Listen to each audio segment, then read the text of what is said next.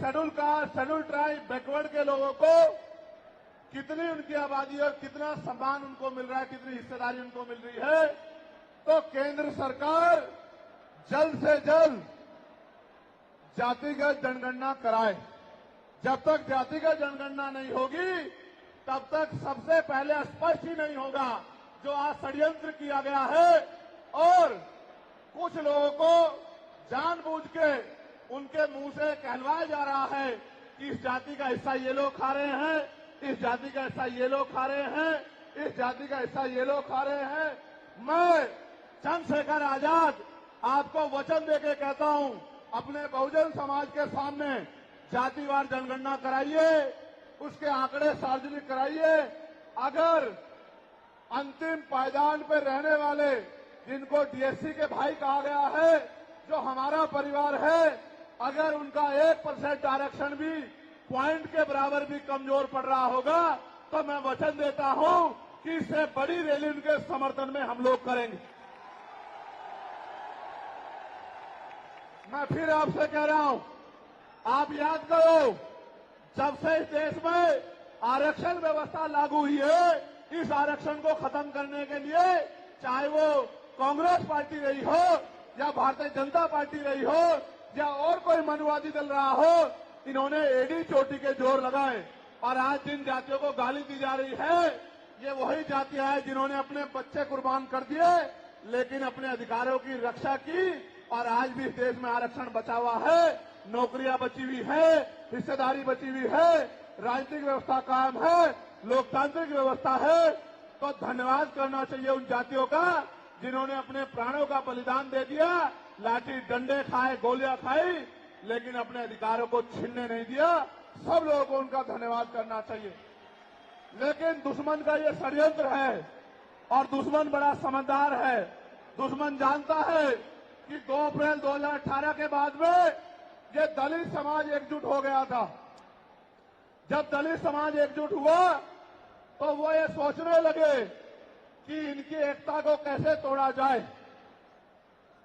आप और मैं जानते हैं, जब हम मुट्ठी बनकर रहेंगे तो कोई हमारे अधिकारों को नहीं छीन सकता, लेकिन जब जब हम बट जाएंगे, एक उदाहरण के तौर पे बताता हूं, अगर आप झाड़ू की सिक्कों को इकट्ठा कर दोगे, वो सिक्के जो हैं एकजुट हो जाएंगे, उनको बांध दिया जाएगा तो वो सारा कचरा साफ कर देंगे। लेकिन अगर वो जो सिक्के होते हैं, अगर आपने उनको अलग अलग कर दिया तो वो कचरा साफ नहीं कर पाएंगे, वो खुद कचरा बन जाएंगे, उनकी कोई हैसियत नहीं बनेगी। इसलिए हमारे महापुरुषों ने बहुजन समाज में भाईचारे की बात की। और आप महसूस करो, बाबा साहब अम्बेडकर ने क्या नारा दिया? शिक्षित बनो, संगठित रहो और संघर्ष करो। हमें शिक्षित भी बनना है, संगठित भी होना है और अपने विरोधियों बैरियों के खिलाफ संघर्ष भी करना है, अपने अधिकारों के लिए संघर्ष भी करना है। मैं जब देश के बाहर गया तो मैंने देखा कि वो लोग तरक्की कर रहे हैं, उनकी जिंदगी खुशहाल है, उनकी जिंदगी अच्छी बन रही है।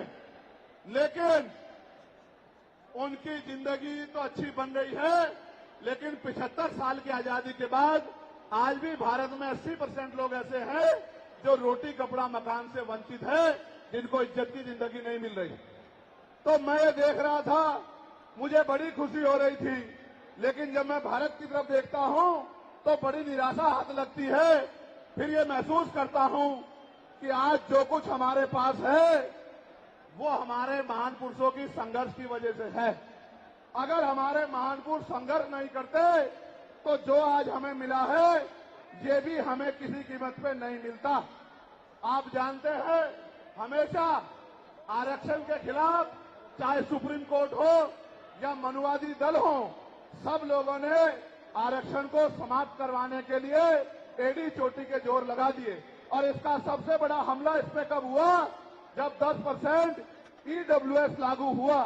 मुझे माफी चाहते हुए कहना है कि हमारे दलों ने भी हाथ उठा के जो हमारे पूर्व के दल थे उनका समर्थन किया, जबकि वो आरक्षण पे सबसे बड़ा हमला था।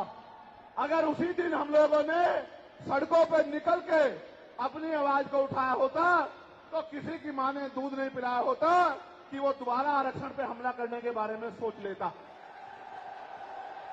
ये भाजपा के लोग जो सत्ता में बैठे हैं, इन्होंने वोट तो आपसे हमसे ली धर्म के नाम पे, भाईचारे के नाम पे, लेकिन सत्ता में आके ये लोग अपने लोगों का काम करने लगे, अपने महापुरुषों की विचारधारा को आगे बढ़ाने लगे और हम लोग रोटी रोटी के लिए मोहताज लोग, जुल्म जाति के शिकार लोग परेशानी की जिंदगी जीने लगे।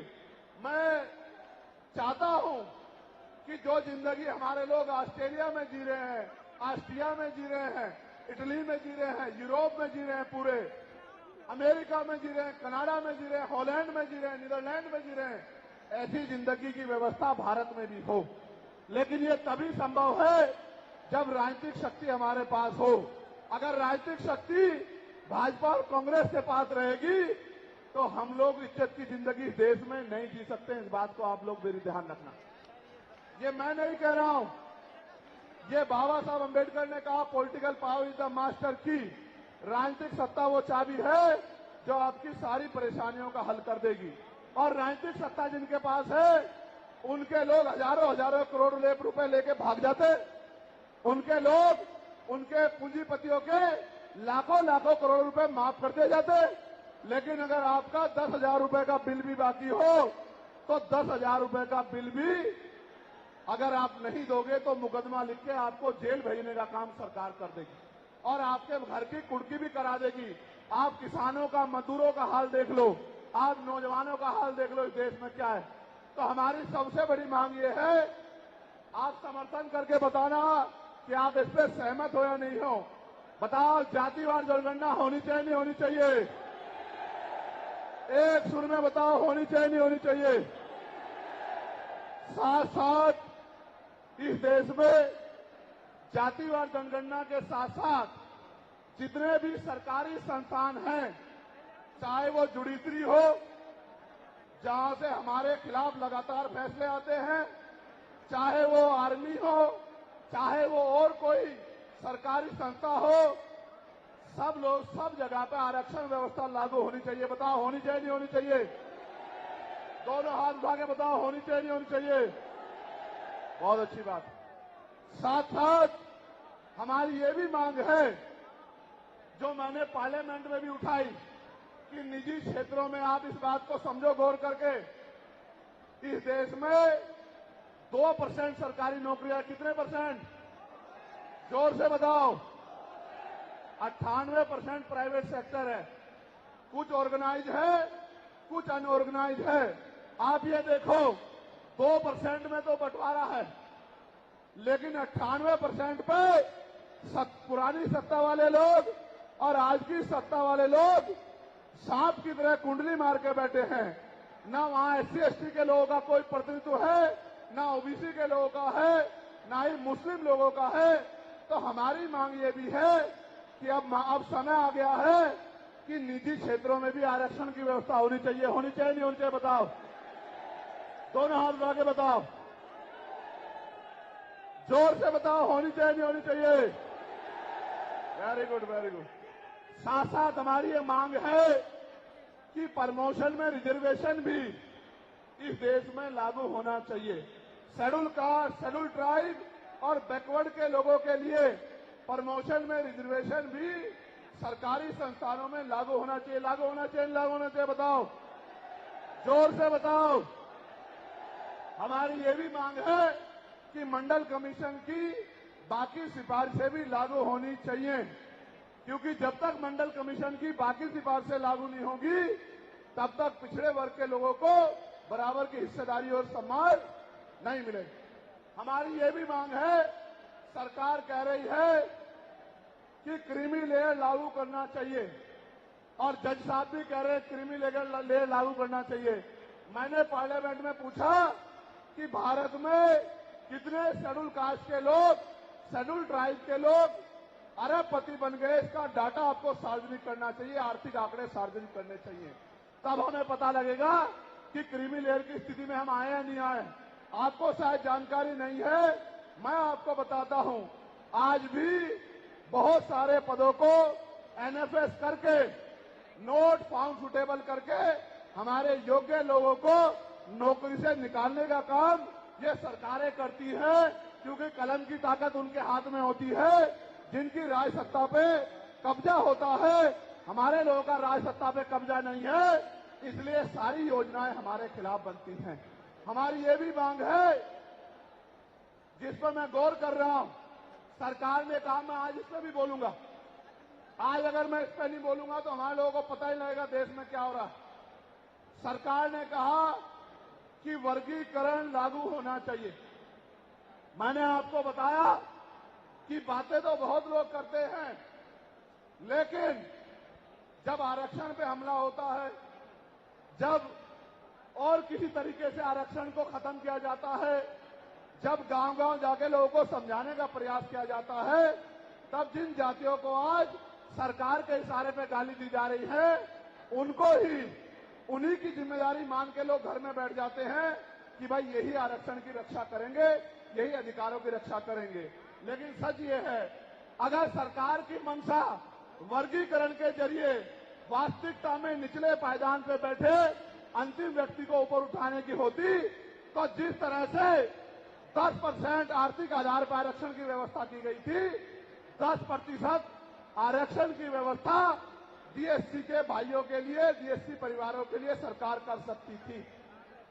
उनका कोई मतलब नहीं बैठता था कि इन्हीं में टुकड़ा डाल दे, क्योंकि सरकार जानती है कि इनमें बंटवारा हो जाएगा तो इनके खिलाफ आंदोलन आसान हो जाएगा, इनको पता भी नहीं चलेगा कब इनके अधिकार खत्म हो गए। मैं आपसे कहना चाहता हूं, सरकार बताए उनके पास वर्गीकरण की क्या पॉलिसी है, किस आधार पे वो वर्गीकरण करना चाहते हैं, कौन से आंकड़े उनके पास है, कौन से डाटा उनके पास है। मैं सरकार से जानना चाहता हूं, सरकार कमेटियां बना दे और वर्गीकरण किस फॉर्मूले पे करेगी ये भी बता दे। हम सरकार को भी सुनना चाहते हैं। अभी देश में पिछले दरवाजे से कुछ नहीं होगा, जो कुछ होगा आमने सामने होगा। अगर हमारे अधिकारों की बात आएगी तो लड़ाई आमने सामने लड़ी जाएगी। सरकार ये भी बताए क्या वह रोस्टर में बदलाव करेगी, क्या सरकार रोस्टर में बदलाव करेगी, सरकार बताएगी। हमारे लोग तो अभी सही तरह से चीजों को नहीं जानते हैं। मैं ये भी विश्वास दिलाता हूं, स्पेशली डीएससी के भाइयों को कह रहा हूं, मेरी बात को गौर से सुनना। स्पेशली डीएससी के भाइयों को कह रहा हूं, उन जातियों को जो लोग आंदोलन कर रहे हैं, आपको एहसास नहीं है, जब देने की बारी आएगी हम बताएंगे अपने भाइयों को किस तरह से आगे बढ़ाया जाता है, किस तरह से उनकी हिस्सेदारी दी जाती है। अभी तो हम पे देने में कुछ है ही नहीं। मैं आपको विश्वास दिला कहता हूं, डीएससी के जो हमारे भाई हैं, वाल्मीकि समाज के भाई हों, धानुक समाज के भाई हों और बागड़ी समाज के भाई हों और किसी सैसी समाज के भाई हों, मैं चंद्रशेखर आजाद वचन देके कहता हूं बहुजन समाज के सामने, ये हमारी आपसी बातचीत है। आप दुश्मन के इशारों पे काम मत करो, हम लोग बैठ के अपनी लड़ाई को निपटा लेंगे। हम लोग अपने आप बैठ के चर्चा करके आपके साथ बैठ के, अगर कहीं हमें कुछ डर भी है, आप चीजों को नहीं समझ पा रहे हो या हम लोग समझा नहीं पा रहे, अगर आपको अधिकार मिलता है तो बताओ, हमारे किसी व्यक्ति को तकलीफ है क्या? बताओ, अगर हमारे डीएससी के भाइयों को अधिकार मिलता, बताओ, हाथ उठा के बताओ, तकलीफ है क्या हमें किसी को? ये इतना बड़ा जन समूह गवाही दे रहा है, अगर डीएससी के भाइयों को कुछ मिलता है तो हमें तकलीफ नहीं है। लेकिन हम इस सरकार की मंशा को जानते हैं, हम इस सरकार को जानते हैं, इनके चरित्र को जानते हैं। ये देना कुछ नहीं चाहती, ये तो इसको अटका के रखना चाहती हैं। आप ये देख लेना, इन्हीं के कुछ लोग पहले सुप्रीम कोर्ट चले जाएंगे। जैसे उदाहरण के तौर पे गौर करो, 69,000 शिक्षक भर्ती में सरकार ने 20,000 पदों पे घोटाला किया। हम लोगों ने आंदोलन किया तो सरकार ने 6,800 नियुक्ति की लिस्ट जारी की। फिर अपने लोगों को हाईकोर्ट भेज के उस पर रोक लगवा दी। फिर हाईकोर्ट पे फिर हमारे लोग लड़े तो उन्होंने कहा दोबारा लिस्ट जारी करो, इनको अधिकार मिलना चाहिए। तो वोट लेने के लिए हमारे लोगों के सामने कहा कि भाई मिलना चाहिए, हम समर्थन करते हैं, लेकिन अपने लोगों को सुप्रीम कोर्ट भेज दिया और सुप्रीम कोर्ट में इनके बैठे जजों ने फिर से उस पर रोक लगा दी, इसलिए हमें इनकी नीयत पे शक होता है। मुझे डर ये भी है, अगर ये अधिकार स्टेट गवर्नमेंट को दे दिए गए तो ये कॉन्स्टिट्यूशन का तो बहुत बड़ा वॉयलेशन होगा ही, 340 का, 341 का, लेकिन ए का। लेकिन सबसे बड़ा खतरा ये है कि कल जो सरकार सत्ता में आएगी वो किसी भी अन्य जाति के लोगों को शेड्यूल कास्ट में उनको शामिल करके आपके पूरे अधिकार को छिन-भिन कर सकती है। अगर ये पावर स्टेट को मिल गई, हमें सरकार की मंशा पे सिर्फ शक है। हमने ये भी मांग किया, आपको याद होगा, यूपी के साथी हमारे जानते हैं, हमने 2 साल पहले, पौने 2 साल पहले मांग की थी कि जो 52% ओबीसी हैं उनको 27% रिजर्वेशन सुप्रीम कोर्ट के लोगों ने दिया, आबादी से आधा। सुप्रीम कोर्ट ने मंडल कमीशन की रिपोर्ट के बाद ना चाहते हुए सरकार ने कर दिया, तो सुप्रीम कोर्ट ने अपने तरीके से रोक लगा के 27% दिया।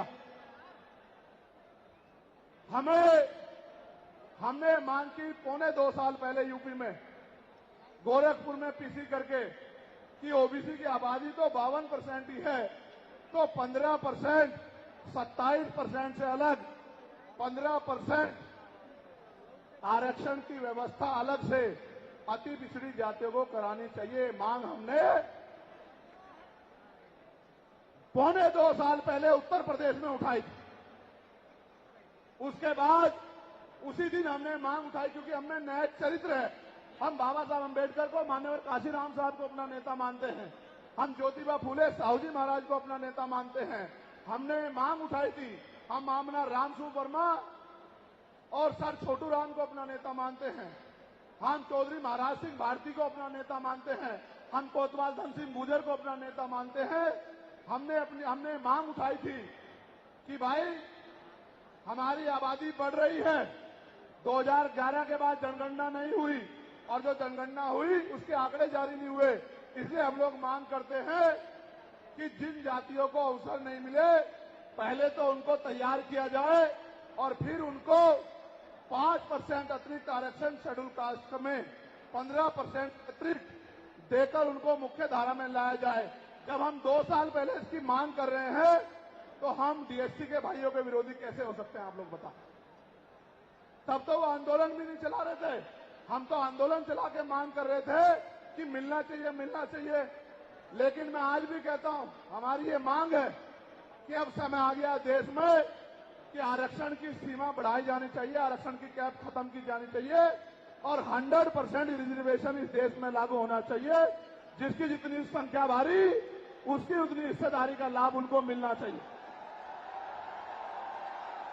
आप फिर कह रहा हूं, जातिगत जनगणना कराओ और 100% आरक्षण करो। मैं तो स्वर्ण जातियों का सबसे बड़ा हितैषी हूं, उनको 10% आरक्षण क्यों दे रहे हो? मेरी ये मांग है। मैं तो अपने लोगों के आरक्षण में से भी उनके लिए मांग करता हूं। उनकी आबादी तो 15% भी नहीं है।